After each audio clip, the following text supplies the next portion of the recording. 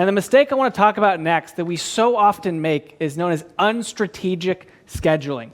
And the biological principle at play behind the mistake of unstrategic scheduling is that we believe the hours of our day are equal when they're not. For some reason, so many of us believe that we are computers. We're like computers, that we can just plug into the wall, and because we have power, we're at 100%. Because we're deciding to work, we're at 100%. We are not. We're humans. We're biological creatures. We have peaks. We have dips. You are not the same as the day progresses. Your focus, your energy, your motivation at 9 a.m. this morning, very different from 2 p.m., very different from 10 p.m. If I asked all of you, we're going to take an IQ test, and your objective is to score the highest you possibly can, I guarantee all of you would have some opinions around when you would take that test so that you score highest. We are not the same as the day progresses. Now, this is relatively new research, but the Nobel Prize in Medicine in 2017 was given to 3 researchers who discovered that every single human, myself, Sahar, everyone in this audience, has a biologically preset circadian rhythm. Now, these researchers did not discover circadian rhythms. We've known about those for a long time. For those not familiar, those are roughly 24-hour cycles that dictate your energy levels over a given day. But they did discover that not everyone has the same circadian rhythm. We all have something known as a chronotype. This is a genetic, internal, preset rhythm that dictates literally everything about your performance, both physical and mental. It dictates, in an ideal world, of course, when you should go to sleep, when you should wake up, when you're most focused, when you're most creative. They are not at the same time of the day, when you should and should not have caffeine, when you should exercise, and a host of other performance-related variables. Now, why does this matter? Well, in 2013, McKinsey came out with a study. They tracked folks for 10 plus years. They didn't know about chronotypes yet, but it's the same concept. They tracked high-performing execs and managers for over 10 years, and they found that all these high performers intuitively figured out over many years that they all have something known as a peak performance window or peak performance hours. It's a 2 to 3 hour pocket of time where you are objectively at your best, your cognitive peak. And during this pocket of time, when they carved out that block, not every day, but usually a couple days a week, they reported being up to 5 times more productive during that window. 5 times. Now, I see these stats and I get skeptical. Whether it's 5 times or 3 times or 4 times, it doesn't really matter. But it's not 10%. It's not 15%. It's not I had a great snack, great cup of coffee, and I'm a little bit more productive. You're literally copying yourself 4 times and having 5 of you work.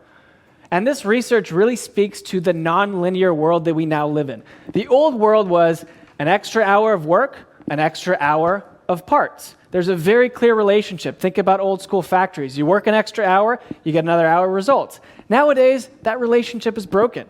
I guarantee many of you have had your best ideas in the shower when you were not thinking about a critical problem. And you've probably spent 3 hours working on something and then eventually abandoned it and had nothing to show for it. That relationship is broken. It is much more about creativity, decision-making, finding the pockets of time when you're at your best and leveraging those pockets of time versus just trying to throw more hours at the problem because we don't have more hours. We easily run out. So I want to talk about the 3 different chronotypes, give you a lay of the land. This is really the scientific equivalent of some of those terms like morning birds and night owls and terms like that you may have heard in the popular psychology world. Type 1, AM shifted people. It's about 20 to 25% of the population.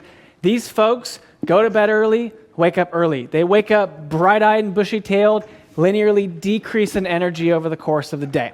20 to 25% of the population, though. It's the minority of the population. Then you have type 2 individuals. They're known as biphasics. I am in this camp. We tend to go to bed and wake up on the earlier end, but we're also the most susceptible to shifting sleep rhythms, which means if we go to bed late, we're on our phones, we're on our laptops, we go to sleep late, we can sleep in. AM shifted people find it really difficult to sleep in. Their hormones are very strong in the morning. When that sun is up, they wake up. Key difference between AM shifted and biphasic people. What does a biphasic energy curve look like? This is an energy curve from John Legend, actually. I'm going to stop using knowledge worker examples. Although John is a knowledge worker in many ways, he produces music. It's not data analyses or spreadsheets or PowerPoints, but it's still knowledge work. And when we filmed a video series with John on the science of music and focus, we asked him, surely you've thought about your day optimizing your schedule, when you do composition work, when you edit your music. What's your chronotype? And John went, AM shifted, hands down. Always been a morning person. John is not AM shifted. He is biphasic. And I anticipate many of you, because our world likes to lionize AM shifted people, will find that you're in the majority of the population like myself. Biphasic comes from the Latin for two phases or two peaks. And you can see on this curve, you start in the morning, 7 out of 10, a little groggy. You ramp up in energy, 10 to 11 a.m. That's your peak. That's when you would take an IQ test. That's when you're most focused, most analytical. After lunch, you come down for a dip. If you have too much pasta, too many carbs, you're going to want to take a nap. You are not lazy. You're not unmotivated. That's very normal to feel like you can take a nap midday. Then if you don't put your foot on the gas pedal nonstop, you come up again for a second peak in the evening. Then we have the last, but not least, chronotype, PM shifted people. 15 to 20% of the population, although our lab's data is now suggesting it's more like 12 to 14% of the population.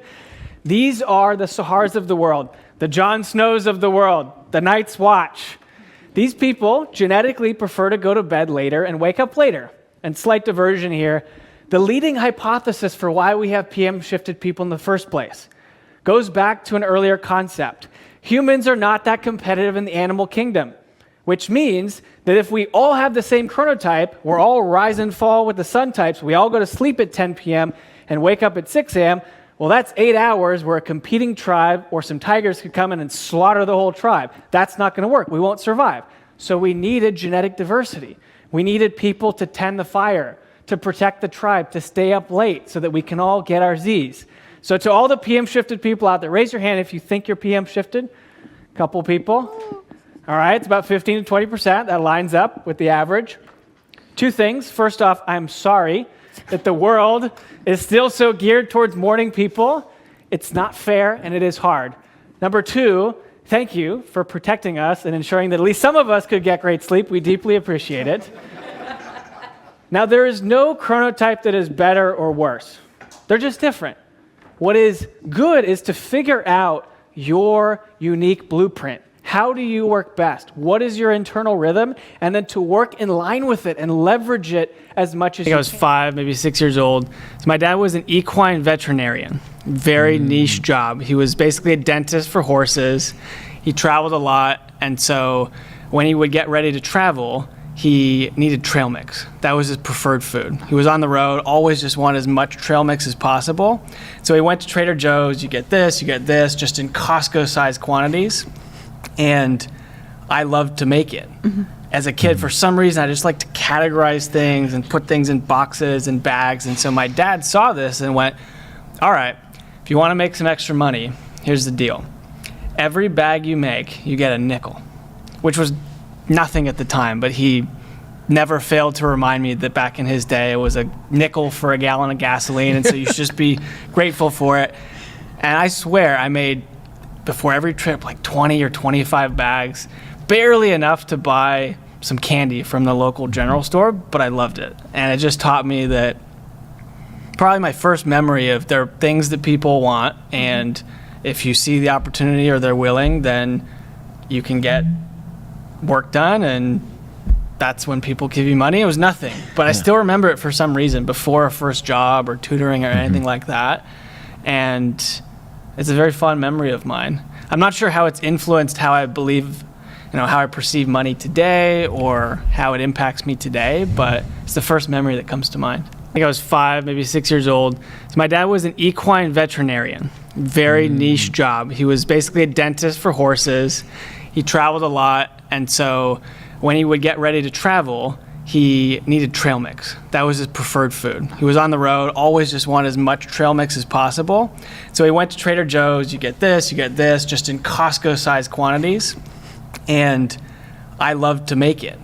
As a kid, for some reason, I just like to categorize things and put things in boxes and bags. And so my dad saw this and went, all right, if you want to make some extra money, here's the deal. Every bag you make, you get a nickel, which was nothing at the time, but he never failed to remind me that back in his day, it was a nickel for a gallon of gasoline, and so you should just be grateful for it.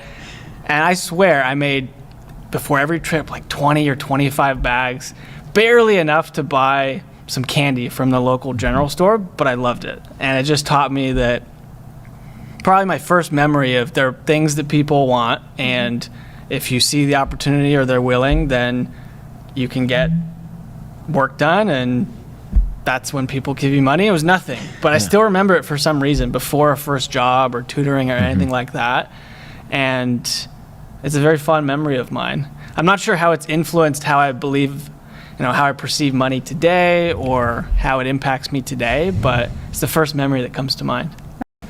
So my path to neuroscience was somewhat circuitous. I initially went into college trying to become a mechanical engineer. I liked math and physics and thought I wanted to build rockets or cars or something from the future. I was awful at Legos as a kid. Absolutely awful. I should have known that was a bad path for me. So I switched very quickly, semester in, decided to go into computer science, which was and still is pretty popular and applied to many different industries. But then about midway through college, I decided, I'm in classes with thousands of people. Computer science is a huge major at Berkeley, and I wanted more attention. I wanted to be in smaller classes. I really wanted to get to know my instructors. And I went, okay, what am I really interested in? What have I always been interested in? And for me, it's the foundational questions of life. Why are we here? What's the meaning of life? What's the purpose? And for me, I've always had two different ways of exploring that. One is to go really big, to go outside of ourselves, to go to physics. Where does the universe come from? How does all this work? What is matter? And the other one is go inside. How does this work? How does this 3-pound mushy ball in between our ears work? Because it defines everything. Who we trust, what we pay attention to, our memories, our personality, it's all in here. So that's when I transitioned to neuroscience. And I got really into this type of work when I realized that all of the students that I saw doing pretty much as, they were the top of the class without sacrificing everything. They didn't sacrifice sleep or their social life. They had figured out how the brain works. They'd figured out different methods of how we learn best that, quite frankly, we weren't taught in school.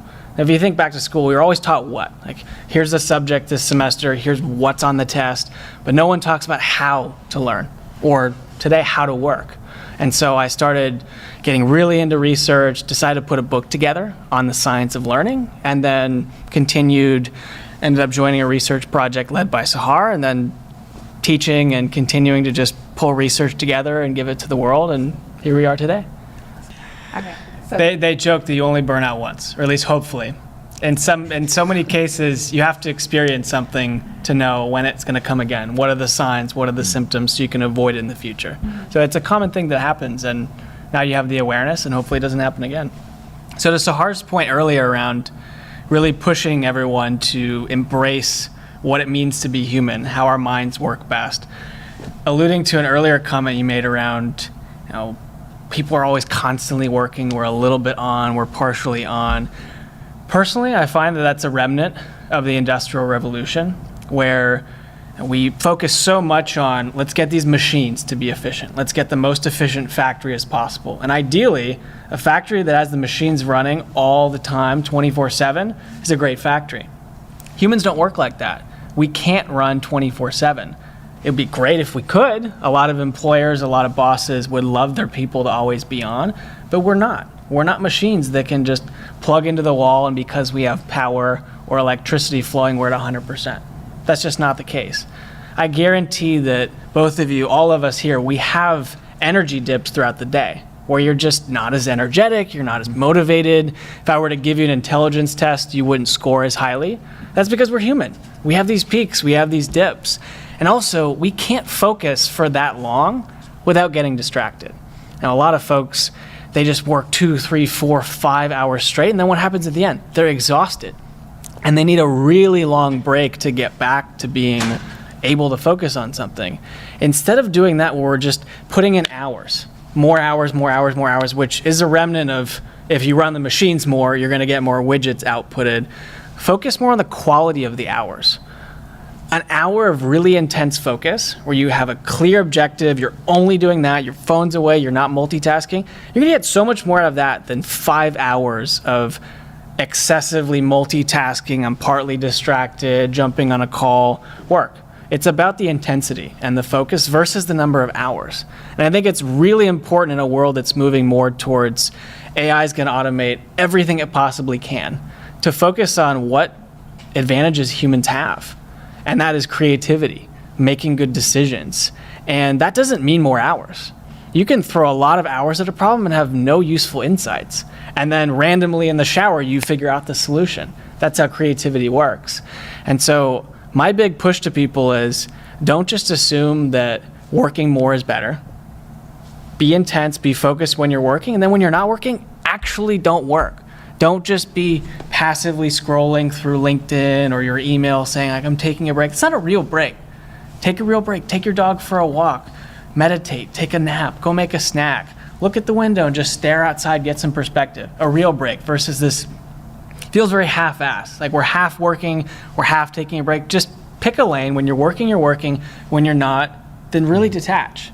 And you will find that even just a minute or two of truly resting is way more effective than 20 minutes of light, passive stimulation that's kind of a break. It's not work, it's not that stressful, but you're still using your brain, so it's still getting exhausted over time. I'll just add, I think one other bias to keep in mind for pretty much all of life is that we tend to try to overcomplicate things. The world is complicated, yes, and there's lots of things to keep track of, but we often think that the solution or the method we need to be more productive or more organized is complicated. It's usually not. The simplest methods are often the most effective because you can actually follow them, you can do them consistently versus all of these new 12-step methods for organizing your email. 12 steps, nobody has time for that. It becomes way more about keeping the system running or doing all the work of the system versus the work itself. So keep it simple. And simple things like just writing down the 3 most important things for your day. If you do that every single day, and nobody does that, you're already light years ahead of other people who just hope that when they show up and they look at their to-do list and the inbox and everything that happens to them, they just hope that they're going to do the things that matter the most. And often they don't, or it gets pushed to, I'll do it at nighttime after the kids go to bed, or early in the morning, or on the weekend when you're not as distracted and the world is a little bit quieter. So keep it simple. And that goes for productivity, that goes for avoiding burnout, that goes for exercise. Pretty much any aspect of life can be simplified. Now, it doesn't mean to oversimplify. There's a fine balance here, but we tend to overcomplicate everything. And that's a barrier to doing stuff. We think that it's complicated, so I might as well not try. No, just do the one thing that makes the most sense, that's going to have a benefit. Gather that data, build some self-awareness, and then if you need more, add a second thing. Versus starting with, I need 12 things, and then you get really excited for a week and then you abandon it. Because that's how new habit formation always goes. We get really excited, and then we drop off when life gets hectic or something comes in from left field.